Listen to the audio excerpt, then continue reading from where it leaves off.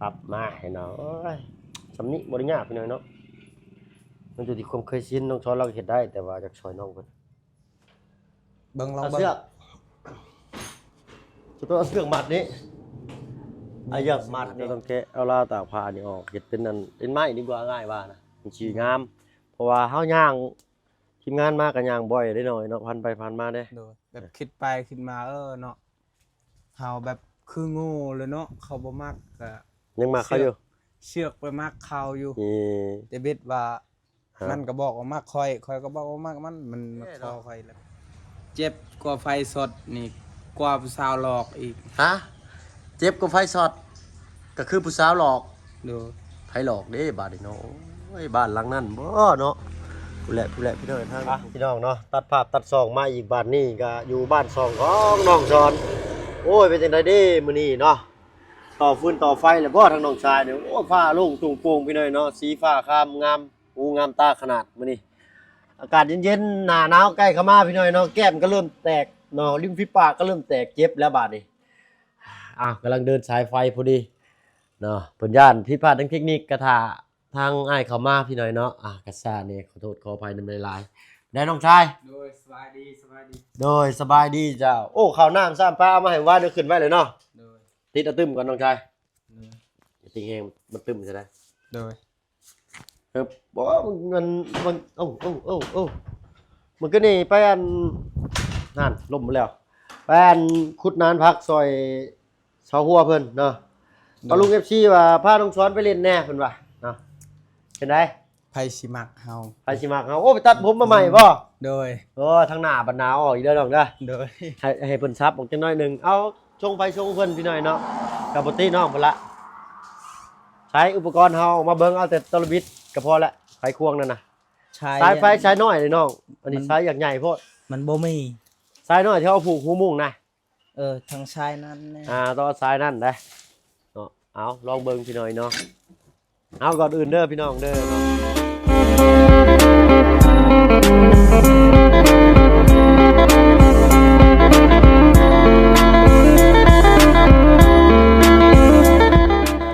ทักทายน้องกับทักทายสบายดีผู้ใหญ่ใจดีและ FC เบิร์ดทุกท่านที่เขามาหับมาชมช่อง YouTube บ่าวเพิ่งเคยหลายคือเก่าเนาะหน้าหนาวเข้ามาเสียงก็เริ่มเปลี่ยนพี่หน่อยเนาะยินดีต้อนรับเข้าสู่ช่อง YouTube บ่าวเพิ่งเคยหลายคือเก่าเนาะบ่ว่าฝั่งไทยฝั่งลาวอะไรก็ทั้งฝั่งต่างประเทศก็ยินดีต้อนรับเด้อพี่น้องเด้อเนาะเอาจังได้ก็ซอยไลค์ซอยแชร์นำกันแน่พี่หน่อยเนาะพอดีบ่าวเพิ่งเห็นเพจ Facebook ของอ้ายเพิ่นมาเป็นเคยอยู่บ้านพี่น้อยเนาะเห็นยายอันหนึ่งกับลูกสาวยายเพิ่นก็พิการขาขาดว่าซั่นซะเนาะอยู่ทางบ้านบ่เพิ่งพู้นแหละเนาะเอ้าเนาะก็น่าสงสารอยู่พี่น้อยเนาะแต่ทางบ่เพิ่งก็บ่มีเงินค้ำหลายพอสิสดสวยเพิ่นยังได้หลายก็คันไปก็สิได้แต่สดสวยเรือเบื้องต้นเพิ่นนั่นแหละเนาะน้ำในข้าวน้ำเล็กๆน้อยๆข้าวต้มขนมเท่านั้นแหละพี่น้อยเนาะบ่เพิ่งก็บ่มีเนาะถ้าว่าแนวใดก็คอมเมนต์กันเข้ามาเบิ่งแหน่พี่น้อยเนาะทางบ่เพิ่งก็สิแวะเวียนไปเบิ่งเพราะว่าอยู่เมืองจำพรแขวงสะหวรรณเขตพี่น้อยเนาะสงสารแต่ลูกเพิ่นจูงแม่น้องบ่เพิ่งบ่มีภาพเดี๋ยวบ่เพิ่งสิขึ้นภาพให้เบิ่งพี่น้อยเนาะเดี๋ยวสิให้ทางอ้ายเพิ่นส่งมาให้ก่อนเนาะเป็นเพจโจ้ลุงโลดพี่น้อยเนาะเพิ่นก็เป็นมูลนิธิโปรเต็กตึงนั่นล่ะเนาะแล้วก็เฮ็ดโรงศพนำเนาะได้เห็นแล้วก็สงสารเราเฮาก็บ่มีดอกแต่ก็ด้วยความสงสารด้วยความเคยชินที่แบบเฮาเฮ็ดเฮาทำมาโดยเฮาเข้ามาในสายบุญนี้เนาะพอเฮาได้เฮ็ดมันก็ชินเนาะร่างกายจิตสำนึกมันสัมผัสตลอดนะมันก็เคยชินไปคนเฮาเนาะเอาเรื่องนั้นเอาไว้ก่อนพี่น้องคอมเมนต์มาเดี๋ยวต้องมาเบิ่งสิพาเอาลุง FC เข้าไปเบิ่งเนาะทางอ้ายว่าอยากเมื่ออะไรใดนี่ได้น้องเอ้ยโดยโอ้เป็นลวดเบิ่งเห็นเป็นอยู่บ่กันนี่เลยเนาะนะเฮ้ยอย่าตั้งกล้องก่อนพี่น้อยเนาะสั้นๆเด้อพี่น้องเด้อใช่ตอนนี้เขาตัดออกรถนี่ได้ให้ฮู้แล้วโอ้นี่คักเด้อนี่คักตัวนี้เป็นทองเหลืองคักเลยได้ครับแล้วอันนี้ต้องต่อนี้เนาะจะเอาตัวนี้ต่อส่วนนี้โดย ปรับคลิปเลยตัวนั้นเสร็จแล้วเราจะฉันก็ได้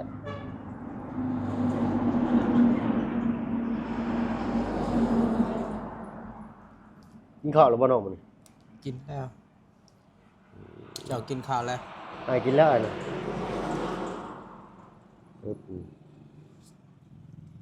ปรับมาให้หน่อยสำนิบริญญาพี่น้อยเนาะมันอยู่ที่ความเคยชินน้องช้อนเราเห็นได้แต่ว่าจากซอยน้องเพิ่นเป็นบ่น้องชาย โดย น้องอาเจียงอยู่เฮือนบ่เนาะ ยันอยู่เฮือนแหละ เพิ่นบ่ได้ไปชวนเพิ่นบ่เด้ โดย นี่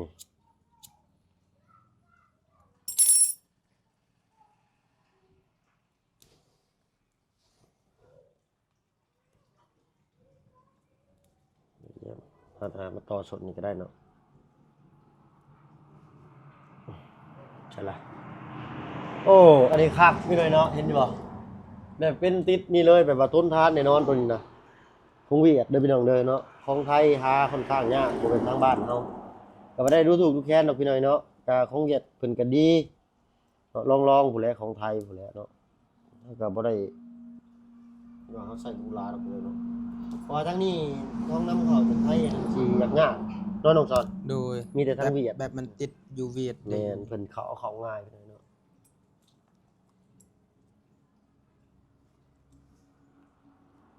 อืม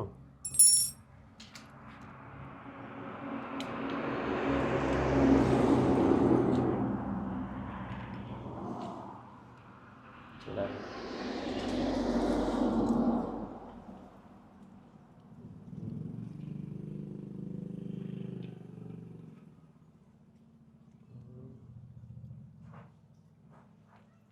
จังสีได้หมดเลย ยากเนาะเฮ็ดนี้เนาะ หึ ว่ายากเฮ็ดนี้ บ่ยากนะนี่ยังยากบ่ได้ยากหรอกซอสเย็นๆเฮ็ดต้องคิดนำเวลาเฮ็ดมันสิได้บ่ว่าแนวนี้แหละ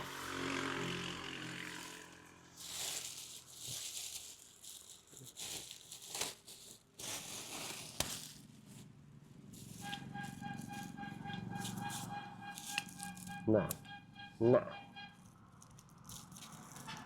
เนี่ยต้องคิดก่อนว่าเฮ็ดจังซี่มันสิได้บ่วะมันสิบาดมือเขาบอกว่าสิได้บ่วะเขาว่าเฮ็ดตุ้ยๆไปเลยนี่ตู้อันตรายตัวน่ะต่อต่ำสูงเด้อเฮ็ดต่ำสูงจะเฮ็ดใกล้กันได้สายไฟมันอ่อนใหม่เด้บ่มีสกอตเทปเอาเทปพันเกลียวเด้เนาะ บ่มีพันชนีก็ได้บ่มี แม่นปักอันนี้โอ้ยรุ่นนี้เฮ็ดนะเทปพันสายไฟบ่มีเถิดนี่อันนี้น้องช้อนใส่แล้วอ้ายไว้นี่แหละโอเคเอาไว้พี่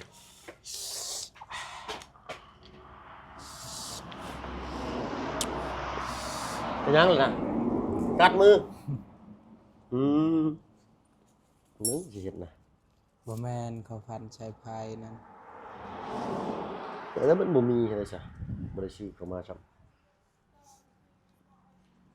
ฟันฉะนั้น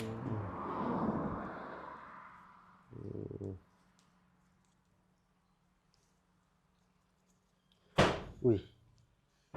รุ่นพออ้ายแล้วเฮาถุงพลาสติกถุงยางนี่แหละหั่นพันเอา โดย พรบ่มีเด้ โดย นี่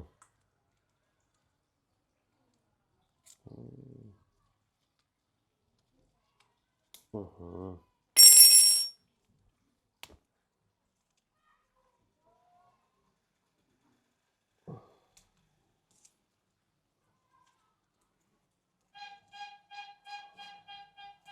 มีรถไฟมีบ่วะผมมีเพิ่นขายยังเด้เนาะ ขายกระแลม โอ้บ่ไหวกันแล้วเจอกระแลมเข้าไปนี่แฮงบ่มีเสียงเลย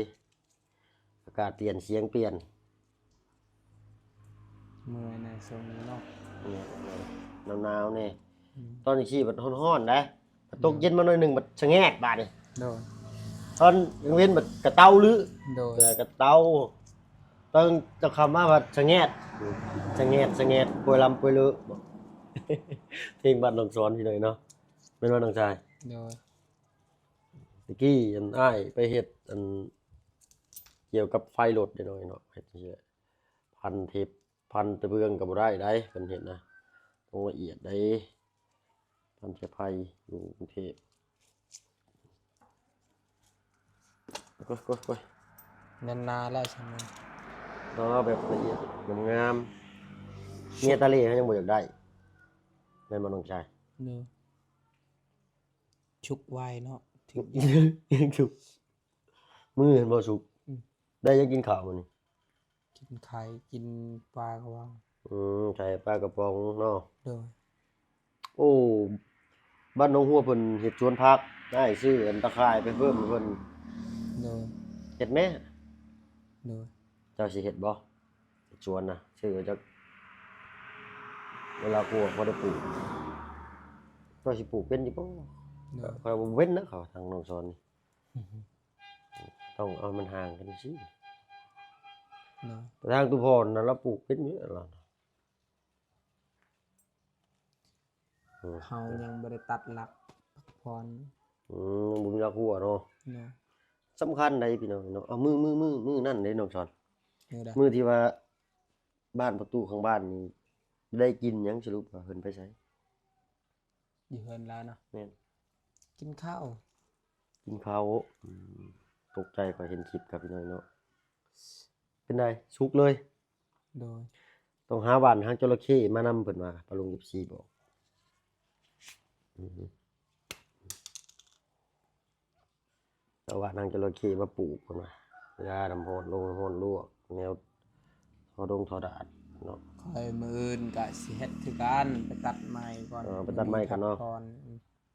ใกล้บ่ไปตัดไม้บ่เอาไปบ่จัก แกใส่รถจักรเฮา โอ้อยากได้วิบากเลยเนาะ โดย อาสิหาซื้อรถเก่าว่าเฮ็ดวิบากอยู่เนาะเบิ่งเงินเบิ่งคำนี่ก่อนอยากได้วิบากมาขี่ขึ้นภูน้ำนองซ้อนพี่หน่อยเนาะถ้าอยากได้ได้ไอ้คิดอยากได้ได้รถวิบาก โดย เอามาเฮ็ดเอาเองดิเอารถ M/ นะเอารถ MX มาเฮ็ดมาแต่งเอานะน้องซ้อนคักนั่นน่ะ โดย เขาขี่ได้ทางธุรกันดารหรือว่าทางยากเขาก็ไปได้สามารถไปได้อะนะ โดย แต่ว่ารถน้อยมันใช้ได้แต่ทางเรียบเนาะ โดย ว่าเนาะมีเงินมีคำเบิ่งดูกันแต่แน่อยากได้คนเอาบ่มีชิ้นชุดจักเทื่อได้อลีได้หน่อยหาเงินก็บ่เก่งอยากได้นั้นอยากได้นี่อาจก็ได้เนาะลากก็มีแต่ละเมื่อนี้ก็ต้องจ่ายค่าธรรมเนียมเพิ่นได้นี่รู้จักอยู่บ่ค่าธรรมเนียมใหม่มื้อนี้ รู้จักแล้ว น้องอินเตอร์เด้ โดย เชียร์เพิ่นช่องแก๊สผู้ได้หะ โดย นมชื่อนมมาเพิ่นจนจากช่องแก๊สเนาะพันนาก่อนพี่น้องเนาะคือสิบ่เป็นหยังดอกมันก็ได้เฮ็ดพันเกียวเพิ่นชื่อมาพันท่อน้ำชื่อเกิบใหม่มื้อเช้านี่อ้ายนาวเกิบกะขาด ดีใช่จะซื้อคัก ชื่อเซปูนคักบ่ อืม เป็นเรื่องเกิบเวียดแหล้วพี่น้อยเนาะก็ใส่ไปบ่เป็นหยังดอก โดย เราบ่ได้เอาหรูหราเอาไปว่าใส่อะไรแบบมันอุ่นมันสบาย โดยคอยยำหนาวคอยซื้อกับตัวนี้ ชื่อบ่ คอยอยากได้คู่หนึง แต่คนหนึงจะได้แบบนี้บ่ โดย เป็นไม้นี่บ่ โดย เท่าแวนพี่น้อยเนาะ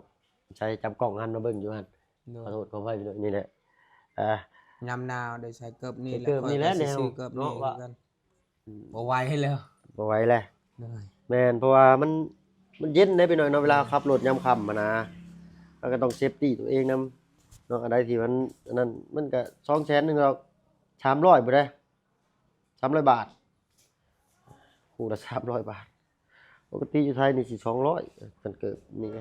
เนาะ100 กว่าบาท200ประมาณนี้แหละเพราะว่ามันเป็นบ่เป็นเกิบของแท้นะมันเป็นเกิบ มันสิถึงบ่ซำนี้บ่ หึ มันสิถึงบ่ บ่ถึงแล้วเอากระต่อพี่อีกบาดนี่ ว่า หือ เจ้าจับใหญ่ลองเบิ่งอยู่พุ่น แป๊บนึงไอ้มัดนี่ดีๆกัน โดย โอ้ให้มันห่างกันได้มันใกล้กันมันโห้นได้เฉียดปลายไฟโห้นนะคนละอยู่คนละจุดไฟใหม่มือเหรอเห็ดหยังกระช่างน้องสอนแต่แน่เจ็บโลดไปลุงไงบ่ได้ใช่เจ็บโลดมันเนาะบ่เจ็บบ่แล้วมันบ่ โดย เบิ่ง ไปจดยับไปลองเบิ่งอยู่พุ่นจะทิ่มอยู่นอกเลย ใช่ล่ะเพื่อนเอาบักชิปเลยนี่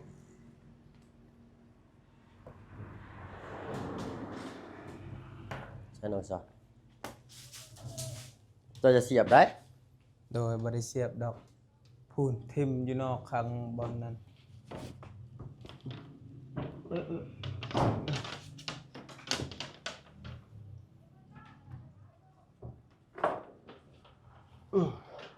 เกาะกับเล็กเลย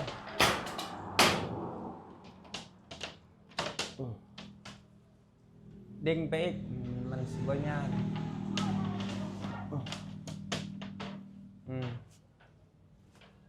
เบิ่งลอง เอา เบิ่ง เสือกจะต้องเอาเสือกมัดนี้ไอ้หยับมัดนี่ บอลนี่ นี่เทปมันทายไอ้อยู่ใช่ปะหนวดกุ้งนะบ่มีแบบนี้มีบ่นี่ได้ละ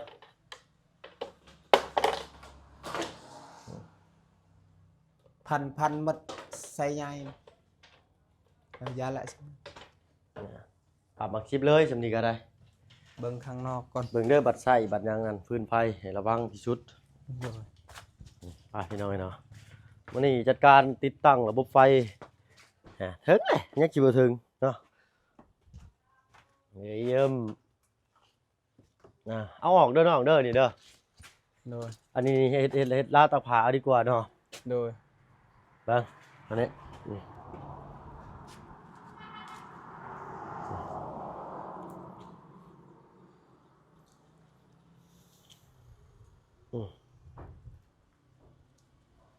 จะต้องแกะเอาลาดตะผานี่ออกเฮ็ดเป็นนั่นเป็นไม้ดีกว่าง่ายว่านะมันสิงาม เพราะว่าเฮาย่างทีมงานมาก็ย่างบ่อยได้หน่อยเนาะพันไปพันมาเด้ โดย มันสิงามกว่านี้อีก โดย แต่ทำนี่ก็ถือว่าโอเคแล้วนี่สุดยอดเลย โดย บ้านช่องซ่านสะอาดบ่ให้เว้าพี่น้อยเนาะ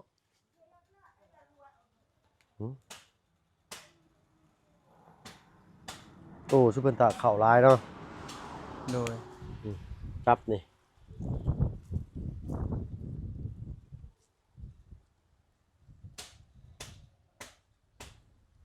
จีการพันสายไฟอย่างซี่เนาะ ยันมันบริรุษบ่ โอ้ยบ่มีรุดรุ่นนี่ฮะ อืม สุดยอดเลยเห็นน่ะดึงจนตาดูนก็บ่รุดอันนี้แหละมา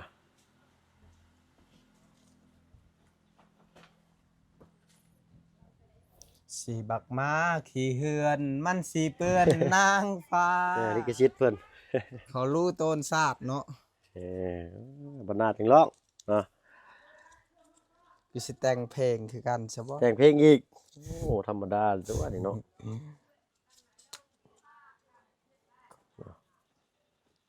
ชอนมื้อนี้อารมณ์ดีแท้ผู้สาวบอกหักบ่จัก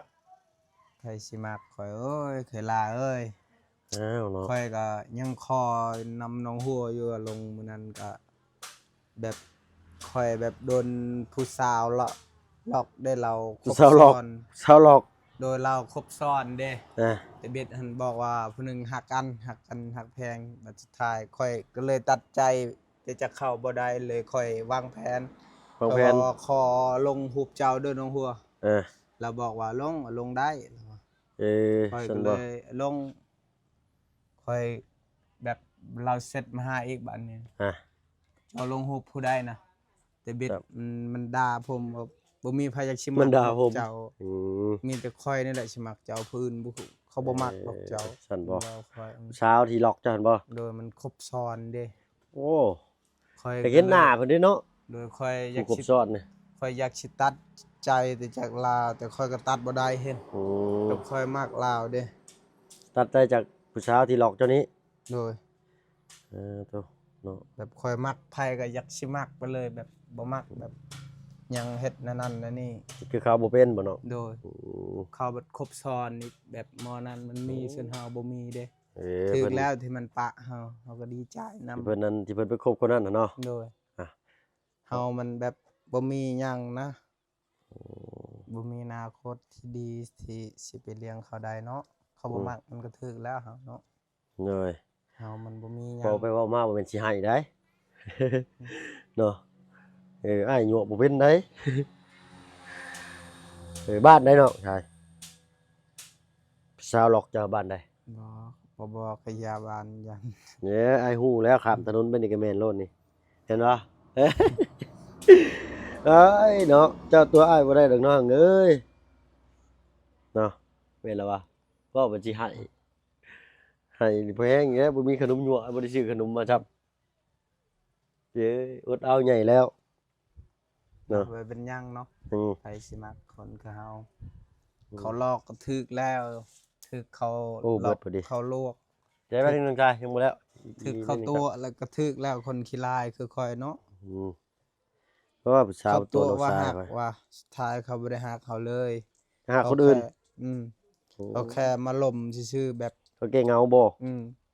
เชิญเฮาบัดจริงจังแท้บัดเขาบัดแก้เงาบัดเฮาก็ลงหักเขาจนหัวปับ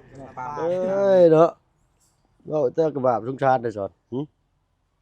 แบบคิดไปคิดมาเนาะเฮาแบบคือโง่เลยเนาะเขาบ่มักก็ ยังมาเขาอยู่ เชือกไปมักเขาอยู่ นี่ แต่เบ็ดว่า ฮะ มันก็บอกว่ามักคอยก็บอกว่ามักมันมาคอคอยแล้วมันบอกว่าถ้ามักเจ้าสิมักคอยอยู่บ่เขาบอก ผู้สาวในบ้านน่ะได้ อืม ฮะ แล้วแม่นแหล้ว แต่สุดท้ายเสือกแบบคือคนโง่เนาะเฮาเนาะ มันเขาหาคนใหม่เขาคบมาดนแล้วแต่คอยตัดใจบ่ได้เด้คอยก็เลยขอแต่จากน้องจันขอว่า อ๋อ ขอลงหูป ตอนลง นำ รูป ด้ เพิ่นรูปน้องเพิ่นเนาะ โดย เกิดกันแบบว่าแก้เคินหน่อยหนึงนะเนาะ โดยคอยแบบให้มันนั่นเด้แล้วมันก็ตัดใจได้เห็นบัดนี้ เออ บล็อกเลยเฟซคอย เออ คอยแบบสิฮักไผก็บ่กล้าว่าสิบล็อกเฟซบล็อกหยังถึงเจ้าสิบ่ฮักคอยก็ปะอยู่หั่นแหละ อืม นี่เขาบล็อกเฟซเฮาก็บ่เป็นหยังแต่เฮาอยากไปบล็อกเฟซเขา จับกล้องมาเบิ่งอยู่เนาะ โด แต่ ย บ่รู้เพิ่นเบิ่งอาศัยดีเด้เนาะอันนี้บ่ โดย ถ้าเอานี่ยันมันฮ้อนหรือว่าเอานี่บ่ บอนนี้แหละบอนนี้กันบอนนี้ยันเขาอัดประตู ปิ่นมันไว้กล่องนี่ให้ปลาลูกเบิ่งนำแน่เอาบ่นี่น้องจอนบอกหน่อยเนาะเยอะ นี่เข้าในนี่ก่อน ห่านเห็นบ่คันมีหลายคนคิดช่วยกันน่ะมันได้เห็นบ่เจ้าฮู้ข่อยบ่ฮู้สิได้ดอกไง โดย ต้องช่วยกันเฮ็ดผู้เดียวคนเดียวคนเดียวกระเทียมดีผมบ่ได้เฮ็ดเวียกเฮ็ดงานหยังคือกันได้นี่เอิบ คอยก็ยอมเลยเฮ็ดแนวใดก็บ่ได้จักเทื่อเว้าเรื่องอดีตเก่านี่ก็มีแต่อยากสิเชิงว่ะ ซึ่ง เขาบ่มักเนาะ อืม เสือกโง่ไปมักเขาคอยเนาะ ให้ไปอีกให้บัตรไปบ่เนาะโอเคนี่เบิ่งสมุดปิดประตูยิดบ่ได้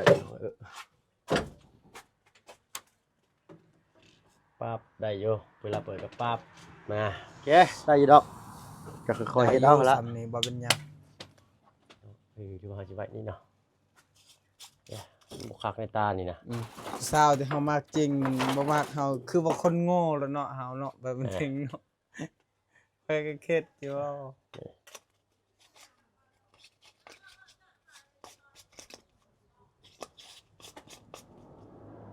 เด้อเอานี่นี่คากเลยบัดนี้บิดเนาะ โดย โอเคเนาะใช่ไปลุงเพิ่นเบิ่งอยู่ฮะ โดย อ้าวเรียบร้อยเราไปเสียบเบิ่งอยู่น้องชายเสียบอยู่ในพุ่นน่ะหอนเว้าเรื่องความหักกันลงทางเฮ้ยน้ำตาเกือบหน่วยแล้วก็ได้ กระด้างเดี๋ยวจะแวะก่อให้กัน เอาเสียบเลยบ่ครับ โอเค ถอดเสียบ โอเคอุ้ยเรียบร้อยไปเลยเนาะ เดี๋ยวใช้เนาะเหมือนเคลียร์ตัวนี้ใหม่กันบอลสายไฟต่อก็เอาเสียงไว้ดีอยู่เนาะไฟดีเด้อตัวนั้นเด้อ โดย สอดเขาได้บ่ล่ะเยี่ยมเอาสายไฟย่าเลยกระสีก็ดึงขึ้นพุดนี่นะตรงนี้ก็ได้แล้วล่ะอันไหน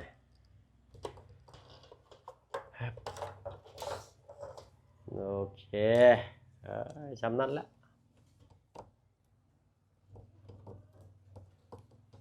อย่าลืมเก็บข่าวของเด้อบาทนี้เนาะพอดีพี่หน่อยเนาะทางบ่อเสียงเพิ่นมารอบนี้ก็สิเนาะดีใจมันเด้ให้ลองขี่เบิ่งเด้อบาทหนึงเด้อเนาะเสาเลยเล่าก็ได้เฮามีแต่ บ่ม่วนช่วง อยากฝากบอกหยังถึงผู้สาวที่มาหลอกเจ้า โดยขอให้เจ้ามีแฟนใหม่ขอให้มีความสุขเด้อ เลย ขอใ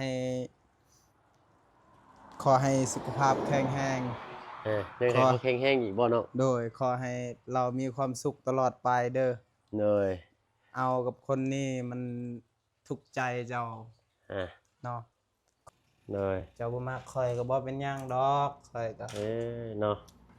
โอเคเนาะเว้าเรื่องหัวใจมาแล้วก็น้ำตาน้องสิไหลพอก่อนเนาะสำหรับคลิปนี้อันนี้ก็เป็นคำจากใจของน้องชายข่อยพี่น้อยเนาะสิบอกผู้สาวคนนั้นว่าก็ด้วยความหวังดีว่าซั่นซะทางบ่พึ่งก็เรื่องหัวใจก็บ่ค่อยเก่งปานใดเนาะ โดยสบายดีเด้อ โดยเนาะฝากหยัง ฝากกดไลค์กด Subscribe นะเด้อ เว้าให้สิให้บัดนี้ คือกำลังใจนะเด้อ เลยเนาะสำหรับคลิปนี้ลาแล้วพี่น้อยเนาะพบกันคลิปหน้าเนาะอยู่ดีมีแรงเบิดทุกคนที่เขามาหามาชมช่อง YouTube บ่เพิ่งเคยไลฟ์คือเก่าเนาะลาแล้วพี่น้อยเนาะสบายดีจะพาน้องชายไปตามหัวใจจากบาทก่อนเนาะ ไปพี่น้อง